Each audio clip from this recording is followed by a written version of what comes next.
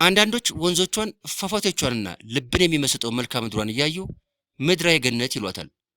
ወደ ሀገሪቱ የገቡ ስደተኞች በቅጽበት ሕይወታቸው ሲለወጥ ያዩ ደግሞ የተስፋይቱ ምድር ይሏታል። አንዳንዶች ደግሞ የአርቲስቶች ሀገር እያሉ ይጠሯታል። በዓለም ዝናቸው የናኙ አርቲስቶች እነ ጀስቲን ባይበር፣ ድሬክ፣ ትውልደ ኢትዮጵያዊ አቤል መኮንን፣ ዘ ዊኬንድ፣ እውቋ ሴሊን ዲዮን፣ አቭሪል ላቫኝ፣ አሊሻ ካራና ሌሎችም እውቅ አርቲስቶች የዚች ሀገር ዜጎች ናቸው።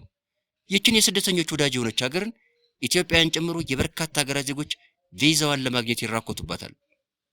በዚች ሀገር ለመኖር የሚጓጓው ድሃው ስደተኛ ብቻ ሳይሆን በተወለዱበት ሀገራቸው የሞላቸውና የተረፋቸው ነጋዴዎችና ፖለቲከኞች ጭምር መሆናቸው ይነገራል።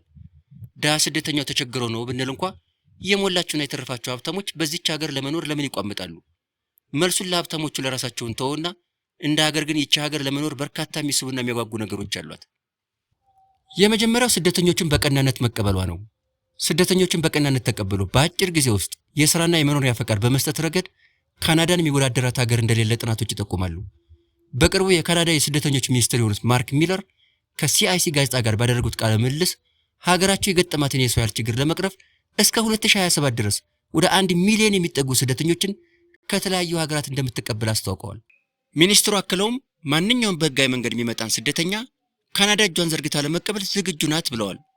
በነገራችን ላይ እንደ ዕድል ገጥሞት ካናዳ የገባ ሰው ከዕድለኝነትም በላይ ነው ይላሉ የቶሮንቶ ነዋሪ የሆኑት ወይዘሮ ፓውላ ጆንሰን። ካናዳ ስደተኞችን መቀበል ብቻ ሳይሆን ስደተኞችን እንደ እናት ትንከባከባለች ማለት ይቀላል ይላሉ እኚሁ ወይዘሮ። ካናዳ ለስደተኞች ጤናና ትምህርት በነጻ ታቀርባለች። ስደተኞች በቀላሉ ከማህበረሰቡ ጋር እንዲዋሃዱ በነጻ ቋንቋ ታስተምራለች። ለስደተኞች የሥራ ዕድልም ታመቻቻለች። ለአዲስ መጤ ስደተኞች ደግሞ ራሳቸውን እስኪችሉ ድረስ መቋቋሚያ ገንዘብ ትደጉማለች። ምን የማታደርገው ነገር አላት? የኔ የታዘቡ ኢትዮጵያውያን ስደተኞች ካናዳን እናት ዓለም እያሉ ያንቆለጳጵሷታል። አይፈረድባቸውም። እኛ እንኳን ዕድሜ ልካችንን አፍርግጠን በድህነት የምኖርባትን ሀገር እናት ኢትዮጵያ እንላት የለ እንዴ? በነገራችን ላይ ካናዳ በባህሪዋ እንደ ሌሎች ሀገሮች ለስደተኞች መኖሪያ ፈቃድ ለመስጠት የምትንሰፈሰፍ ሀገርም አይደለችም። አንድ ስደተኛ ሰው ካናዳ በገባ በአንድ ዓመት ውስጥ ለመኖሪያ ፈቃድ ማመልከት ይችላል። የካናዳ መኖሪያ ፈቃድ ያገኘ አንድ ሰው ደግሞ የካናዳ ዜግነት ለማግኘት ጥቂት ነገሮችን ማድረግ ብቻ ነው የሚጠበቅበት። ዜግነት ለማግኘት በመጀመሪያ እንግሊዝኛ ወይም ፈረንሳይኛ ቋንቋ መቻል ያስፈልጋል። ሁሉ ነገር በሁለቱ ቋንቋዎች ይከወናል። እነዚህን ቋንቋዎች አቀላጥፎ መናገር በዚች ሀገር ስራና ህይወት የቀለለና የተቃና ያደርገዋል።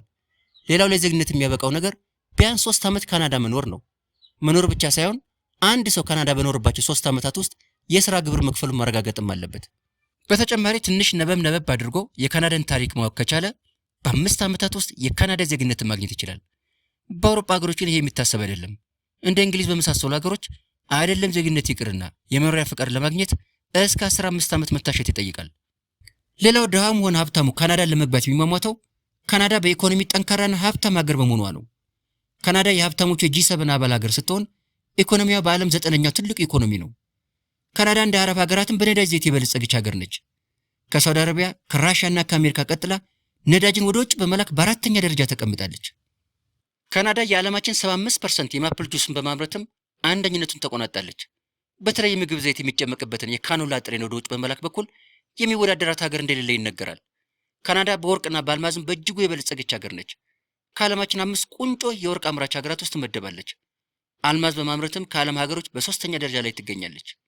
ካናዳ በስንዴ ምርትም የምትታማ ሀገር አይደለችም። ከአሜሪካና ራሽያ ቀጥላ ስንዴ የሚታፈስባት ሀብታም ሀገር ነች። እንደ አውሮፓውያን አቆጣጠር በ2024-2025 የአንድ ካናዳዊ አማካይ ነፍስ ወከፍ ገቢ ወደ 10 ሚሊዮን ብር እንደተጠጋ ይነገራል። በእኛ ሀገር የአንድ ሰው ዓመታዊ ነፍስ ወከፍ ገቢ ከ200 ሺህ ብር አይበልጥም። ካናዳ የተረጋጋ ኢኮኖሚ ካላቸው ጥቂት ሀገሮች ውስጥ ትመደባለች። ካናዳ በአማካይ ለአንድ ሰዓት ስራ 36 የካናዳ ዶላር ትከፍላለች። የካናዳ ሕዝብ እንደ ኢትዮጵያ ሕዝብ ቅጥ ባጣ የዋጋ ግሽበት አይሰቃይም።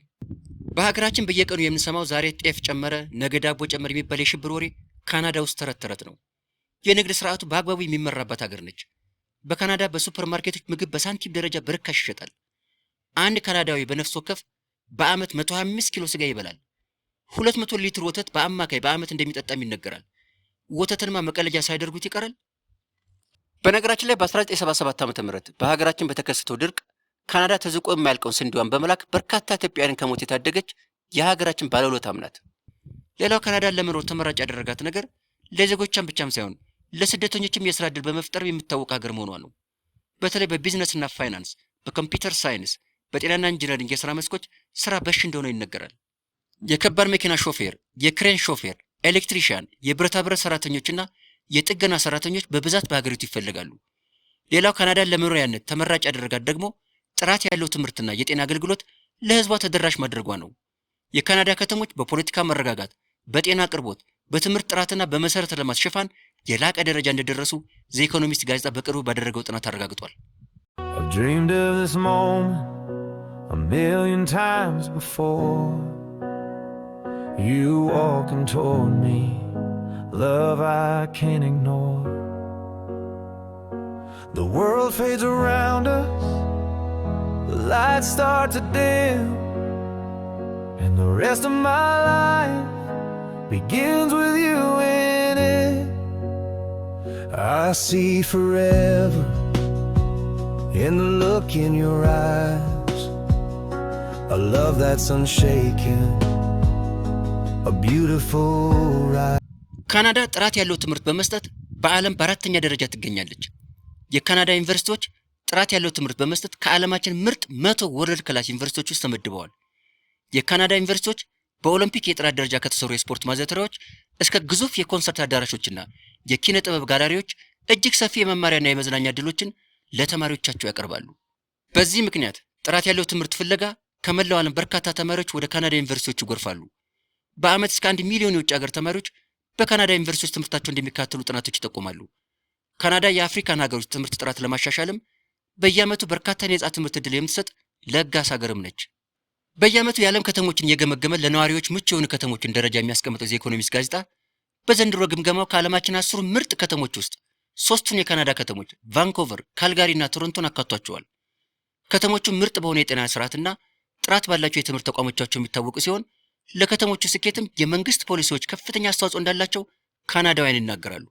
ተራማጅና ስልጡን ፖለቲካችን እንዲሁም ሁለንተና የሆነው የጤና አጠባበቅ ስርዓታችን ካናዳ ማንም ለመኖር የሚመኛት ሀገር እንድትሆን አድርጓታል ይላሉ የቫንኮቨር ነዋሪ የሆኑት ወይዘሮ ሳማንታ ጆንሰን። እኚህ ወይዘሮ ቀጠል አድርገው ልጄን ወደ ሆስፒታል ለመውሰድ የገንዘብ ማጣት በሚያስጨንቅበት ሀገር ወይም የካንሰር ሕክምና ለማግኘት ዜጎች ሙሉ ጥሪታቸውን በሚያሟጥጡበት ሀገር ውስጥ መኖርን አላስቡም ይላሉ። ይሄ ወይዘሮዋ ንግግር የካናዳ የጤና አገልግሎት ስርዓት ምን ያህል ድሃ ዜጎችን ያማከለ እንደሆነ ቁልጭ አድርጎ ያሳያል። ካናዳ እንደኛ ሀገር ከባድ በሽታዎችን ለመታከም በመኪና እየተዞረ እርዳታ የሚጠየቅባት ሀገርም አይደለችም። በካናዳ ከፍተኛ ወጪ የሚያስወጡ ከባድ በሽታዎችን በቀላሉ በአቅራቢያ ወደሚገኝ ሆስፒታል ጎራ ብለው ካለምንም ክፍያ ታክመው ወደ ቤተው መመለስ ይችላሉ። የካናዳ የጤና ስርዓት የሚደነቀውም ለዚህ ነው። አንድ ወንድ ካናዳዊ በአማካይ 79 ዓመት ይኖራል። አንድ ካናዳዊ ሴት ደግሞ በአማካይ 83 ዓመት ትኖራለች። ካናዳ የዜጎቿን ኑሮ ለማሻሻል በርካታ ማህበረሰብ አቀፍ ፕሮጀክቶችን የዘርጋች ሀገርም ናት። ትምህርት ቤቶችን፣ አረጋውያንና የትንንሽ ንግድ ስራ ባለቤቶችን ለመደገፍ የዘረጋቻቸው ፕሮጀክቶች ካናዳን በዓለም አቀፍ ደረጃ እውቅና ሰጥቷታል። ሌላው ካናዳ የምትደነቅበት ነገር የመንገድ መሰረተ ልማትን በበቂ ሁኔታ ያሳፋች ሀገር መሆኗ ነው። ካናዳ በህዝብ ትራንስፖርት አገልግሎቶች ላይ የምታፈሰው መዋዕለ ንዋይ በትልልቅ ከተሞች መጓጓዝን ቀላል አድርጎታል። በካናዳ ከተሞች የግል መኪና አያስፈልገውትም። ከተማ ውስጥ እንደፈለጉ የሚጓጓዙበት ባቡርና አውቶቡስ በቀላሉ በየትኛውም ሰዓት ያገኛሉ። በየባቡር ፌርማታ ባቡሮች በየ2 ደቂቃ ልዩነት ይደርሳሉ። እንደ አዲስ አበባችን ለትራንስፖርት መሰለፍ በካናዳ ውስጥ ፈጽሞ የማይታሰብና ተረት ተረት ነው። በካናዳ ትራንስፖርት ርካሽ ከመሆኑ የተነሳ በቶሮንቶ የሚኖሩት ወይዘሮ ሳማንታ ጆንሰን እስከ 4 ዓመታቸው ድረስ መንጃ ፈቃድ እንዳላወጡ ይናገራሉ። የረከሰ ትራንስፖርት ባለበት ሀገር ውስጥ የግል መኪና ምን ይሰራልኛል ይላሉ እኚህ ወይዘሮ። የ53 ዓመት ጓደኛቸው እንኳ ከብዙ ዓመታት በኋላ ገና በቅርቡ መንጃ ፈቃድ ሊያወጣ የተዘጋጀ እንደሆነ ተናግረዋል። ሌላው ሰዎች ወደ ካናዳ ለመግባት የሚሟሟቱት ሀገሪቱ ፍጹም ሰላማዊ ሀገር መሆኗ ነው። በዓለም አቀፉ የሰላም ድርጅት መሰረት ካናዳ ከዓለማችን 11ኛው ፍጹም ሰላማዊ ሀገር መሆኗን በጥናቱ አረጋግጧል። በካናዳ ሲፈልጉ በአውቶቡስ፣ በብስክሌት፣ በባቡር ወይም በእግር ቢጓዙ ደህንነትዎ ጥያቄ ውስጥ የሚገባ አይደለም። ካናዳ እንደ አሜሪካ ማንም መሳሪያ እየገዛ የሚታጠቅባትና በጅምላ ሰው የሚገልባትም ሀገር አይደለችም። በካናዳ ማንም ሰው እንደፈለገ መሳሪያ እንዲታጠቅ በፍጹም አይፈቀድም። በዚህ ምክንያት ወደ የትኛውም የሀገሪቱ ክልል ቢጓዙ ፍጹም ሰላም ይሰማዎታል። እንደኛ ሀገር መታገት፣ የባንክ ዘረፋ፣ አይን ያወጣ ሙስና የመሳሰሉ ወንጀሎች በካናዳ ፍጹም የማይታሰቡ ነገሮች ናቸው። ካናዳ ጠንካራ የሕግ የበላይነት የሰፈነባት ሀገር ነች። በዚህ ምክንያት ጦርነትና ሙስና ከሚዘወትርባቸው ሀገሮች በርካታ ስደተኞች ካናዳ ለመግባት ጥረት ያደርጋሉ። ሌላው የካናዳ መስህብ የፖለቲካ ስርዓቷ በእውነተኛ ዲሞክራሲ ላይ የተመሰረተ መሆኑ ነው። የግልና የቡድን መብቶች ካለምንም መሸራረፍ ይከበራሉ። መንግስትን ተቃውሞ ፌስቡክ ላይ ጽፈሃል፣ ይህም ባንዲራ ይዘህ ተገኝተሃል፣ የከላይ የፖለቲካ ድርጅት አባል ነህ እየተባለ ሰው የሚታሰርበት ኋላ ቀር የፖለቲካ ስርዓት ካናዳ ውስጥ የለም። የካናዳ ህዝብ የካናዳ ህገ መንግስት ያጎናጸፋቸው መብቶች በአግባቡ ይጠቀማል። በህግ አግባቡም ይቃወማል፣ ይደግፋል። በአሁኑ ሰዓት ካናዳ ከመላው ዓለም የአምባገነን መንግስታትን የፖለቲካ ስርዓት የሸሹ ሰዎች የሚጠጉባት ሀገር ሆናለች። ሌላው ካናዳን ለመኖር ሳቢና ማራኪ የሚያደርጋት ከቆዳ ስፋቱ አንጻር አነስተኛ የህዝብ ቁጥር ያላት ሀገር መሆኗ ነው። ካናዳ በስፋት ከኢትዮጵያ በ9 እጥፍ ብትበልጥም በህዝብ ብዛት ግን ከኢትዮጵያ በ3 እጥፍ ታንሳለች። 40 ሚሊዮን ህዝብ ብቻ ነው ያላት። የካናዳ ሴቶች በህይወት ዘመናቸው በአማካይ አንድ ልጅ ብቻ ነው የሚወልዱት። በዚህ ምክንያት በከተሞች አካባቢ የህዝብ መጨናነቅ አይታይም። በአጠቃላይ ካናዳ ለመኖር ምቹ ብቻም ሳትሆን በተፈጥሮ ሀብትም የታደለች ነች። ያሏት ውብ ተራሮች፣ ሰማያዊ ቀለም ያላቸው ወንዞቿ፣ ሐይቆቿ፣ የሸለቆ ደኖችና ውብ ፏፏቴዎቿ የምድር ላይ ገነት ቢያስበሏት አያንስባትም። ካናዳ 2 ሚሊዮን ሐይቆች ያሏት ጉደኛ ሀገር ናት። 47 ብሔራዊ ፓርክ ያላት ስትሆን አንዳንዶቹ ሰፋፊ ከመሆናቸው የተነሳ ከአንዳንድ ሀገሮች የቆዳ ስፋት እንደሚበልጡ ይነገራል። አንድ ለ20 ዓመታት ካናዳ የኖረ ደቡብ ኮሪያዊ የሀገሪቱ መልክዓ ምድራዊ ውበት ሁሌ እንደ አዲስ ልቡ እንደሚሰርቀው ተናግሯል። You walk and told me love I can't ignore. The world fades around us, the lights start to dim, and the rest of my life begins with you in it. I see forever in the look in your eyes, a love that's unshaken, a beautiful rise. Through every heartbeat and every soft light, I knew it was you who... ኦቶዋ የፌዴራል መንግስቱ መቀመጫ ከተማ ናት። ወደ 2 ሚሊዮን የሚጠጋ ነዋሪ ያላት ኦቶዋ ብዙ ካናዳውያን ለመኖር የሚመኟት ንጹህ፣ አረንጓዴና ሰላማዊ ከተማ ነች። ኦቶዋ የብዙ ኤምባሲዎችና ዓለም አቀፍ ተቋማት መቀመጫም ናት። በተጨማሪም በርካታ የቴክኖሎጂ ኩባንያዎች ከተማ የሚገኙባት ስለሆነች የሰሜኗ ሲሊከን ቫሊ እየተባለች ትጠራለች። የኦቶዋ ህዝብ እጅግ የተማረ ህዝብ ነው። 60% የሚሆኑ ነዋሪዋ ቢያንስ የመጀመሪያ ዲግሪ እንዳለው ይነገራል። ከተማዋ በየዓመቱ የካናዳን የአበባ ፌስቲቫል ታስተናግዳለች። ከኦቶዋ ውጭ ቫንኮቨር፣ ቶሮንቶና ካልጋሪ ትልልቆቹ የካናዳ ከተሞች ናቸው። ካናዳ በቅርቡ ማርክ ካርኔይን 24ኛው የካናዳ ጠቅላይ ሚኒስትር አድርጋ መርጣለች። ለጉብኝት ወደ ካናዳ የሚመጡት ሰዎች 4ቱን ዋነኛ የቱሪስት መስህቦች ሳይጎበኙ አይመለሱም። የመጀመሪያው የናያግራ ፏፏቴ ነው። ይህ አሜሪካና ካናዳ የሚጋሩት ፏፏቴ ከ12000 ዓመት በፊት የተፈጠረና በአሁኑ ሰዓት ከፍተኛ ኤሌክትሪክ ኃይል የሚያመነጭ ፏፏቴ ነው። እኛ እንደ ብርቅዬ የምናየው የባህር ዳሩ የጢስ አባይ ፏፏቴ ከናያግራ ፏፏቴ ጋር ለንጽጽር የሚቀርብ አይደለም። የጢስ አባይ ፏፏቴን ፏፏቴ ነው ብሎ መውሰድ ይቸግራል። የናያግራ ፏፏቴ እጅግ አስደማሚ ፏፏቴ ነው። በየዓመቱ 12 ሚሊዮን ቱሪስቶች ይህን ፏፏቴ ይጎበኙታል።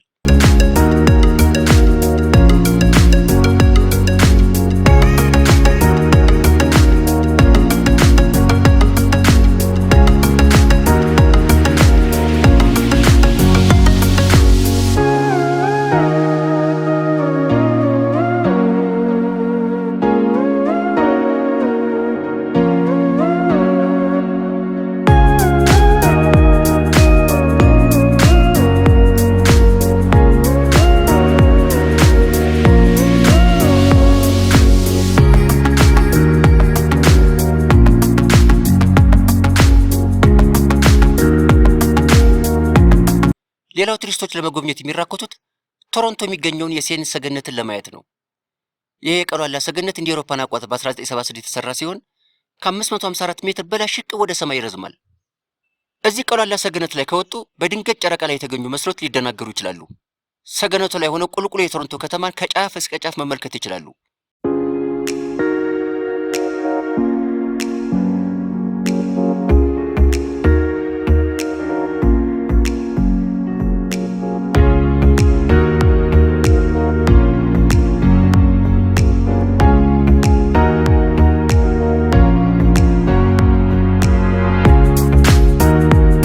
ይህን ሰገነት ለመጎብኘት እድል ካጋጠመው ግን ከላይ እንደምታዩቸው ቀይ ቱታ እንደለበሱት ሰዎች ራስዎን በገመድ አስረው ለመዝናናት እንዳይሞክሩ። እኔ ራሴ በሰዎቹ ድርጊት ወዴት ተንበጫብጫዋል። ሆሆ እንዲህ አይነት ድፍረት ጥሩ አይደለም።